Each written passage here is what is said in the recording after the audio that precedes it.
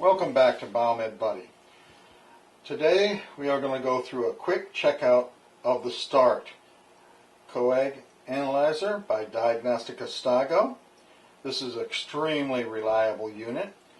By the way, everything I tell you here is pretty much true for the ST4 also, which is also a very reliable unit. There's no big benefit from my viewpoint or big difference between the START and the ST4. Regardless of that, first of all, let's talk about the accessories that you should get with it. You should get a pipetter. Yes, you can run the unit without a pipetter. Sure, it makes it a lot more clumsier to use it. This is an ST4 pipetter. They are interchangeable. This is a really solid pipetter. This is its START pipetter. I guess I don't care for it just because it's light plastic and it just feels pretty flimsy. But hey, ball dispenser. Of course, hopefully you get some balls with it. Not necessary to check out the unit, but surely to do a complete checkout, you'll have to have the balls. With a little luck, to do a complete checkout, you're going to need the cuvette holders. Okay, the first check we are going to make is we are going to simply turn it on.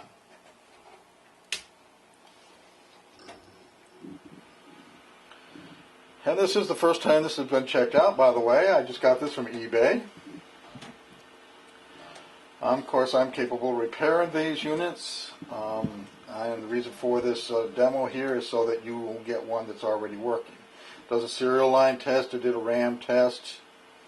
It printed out. And the self-test okay. If it gets to this point, for the most part, you can feel fairly confident that this instrument is going to work. But it's not the end of the test that I'm going to recommend. I'm going to hit, just by reading the display, I'm going to hit any key and hit enter.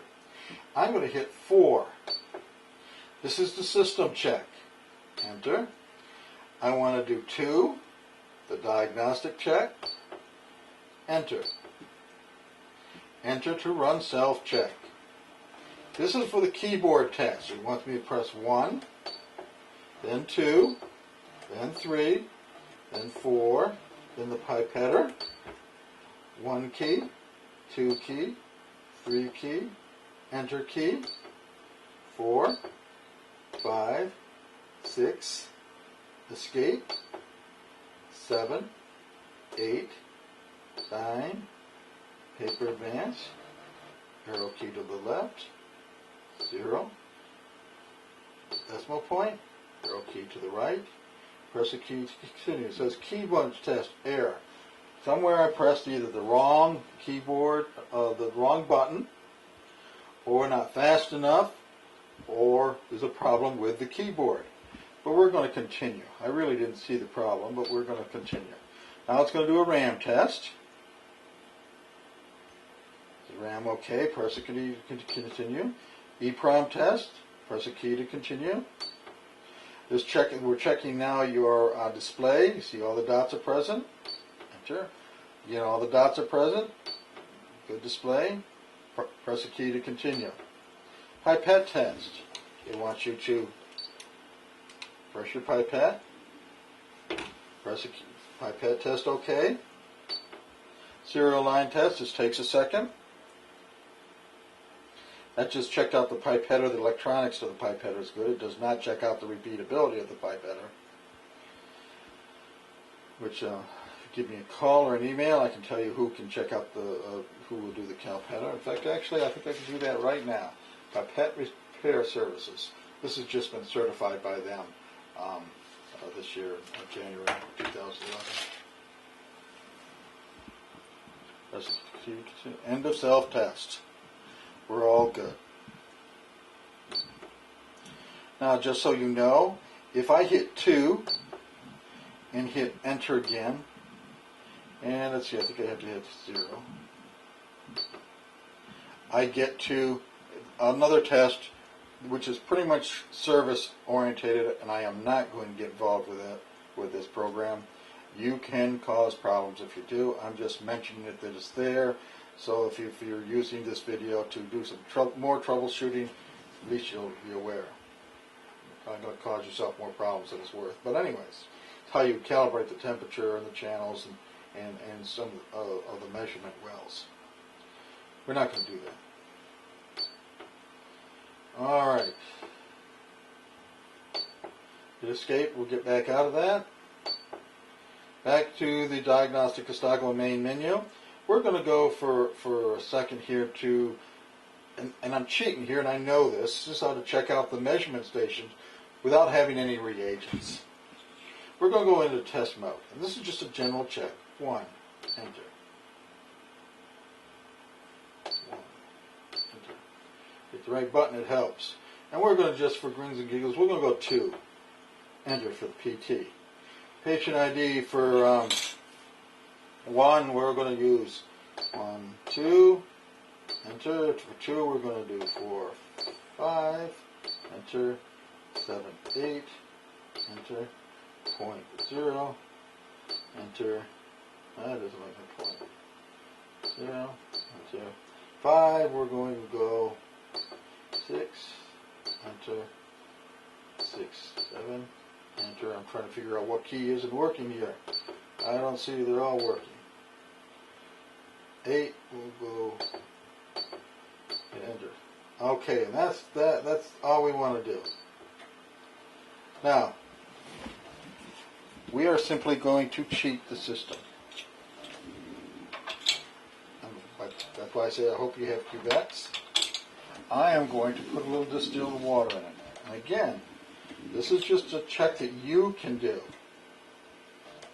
Just checking to make sure that all my measurement channels are essentially working. So it gives you kind of an understanding of how the instruments work. We're going to first, just to show you, we're going to put it in the incubation mode. We're going to put a BB in each one of them. By the way, if you miss a BB in it, this will give you all sorts of little headaches. Okay, and we're going to hit start our timer. So we're going to start our timer, and it just makes sure that it works. While you're doing this, when you get up to 5 or 6 seconds, you can, so you can see it. You can check your other timers. Not that they'll be more than likely at this point they're going to work, but I'm going through the motions, and you see all your timers, and that's just counting up by seconds, so you know how long you've been in the incubation section. You also can see your temperature is 37 degrees. And then after this, we're going to move all of our samples, so we know all our timers are working. We're going to move all our samples, making sure that all the BBs are there, all of them, right over here. We're going to take our pipetter, and we're going to start pipetting. Okay, and I'm going to actually use one of the timers, just so you know. I'm going to hit 57, 58, 59, 60, let's use 70, 76, 77, 68, 69, 70, 1.